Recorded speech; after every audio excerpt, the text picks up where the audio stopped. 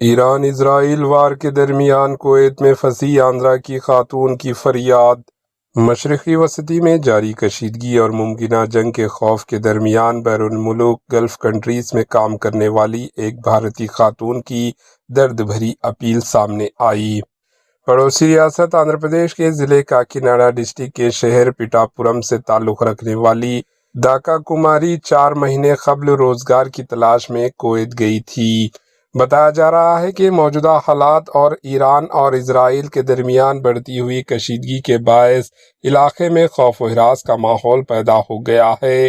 داکا کماری کا کہنا ہے کہ جہاں وہ کام کر رہی ہے وہاں آس پاس دھماکوں کی آوازیں سنائی دے رہی ہے اور کئی مقامات پر آگ بھڑکنے کے منظر دیکھنے کو مل رہے ہیں۔ ان حالات میں وہ شدید خوف کے عالم میں زندگی گزار رہی ہے۔ انہوں نے ایک ویڈیو اور سیلفی ویڈیو کے ذریعے اپنے آبائی علاقے میں پیغام میسج بھیجتے ہوئے حکومت آندھرا پردیش اور انڈین حکومت سے مدد کی اپیل کی۔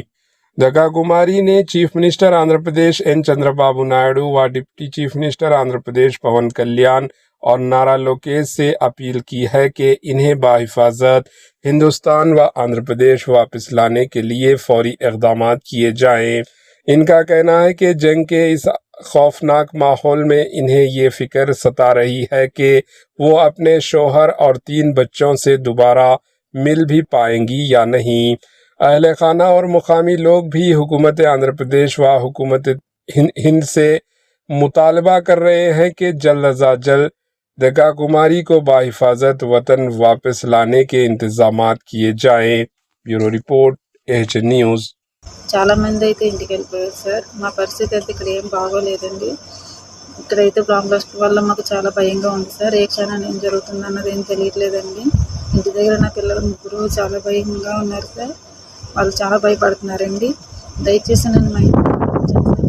ఇండియాకి వెళ్ళేటట్టు మీరే చూడాలి సార్ మమ్మల్ని. ప్లీజ్ సార్, మమ్మల్ని ఇండియా ఎలాగైనా పంపించండి సార్. Please sir.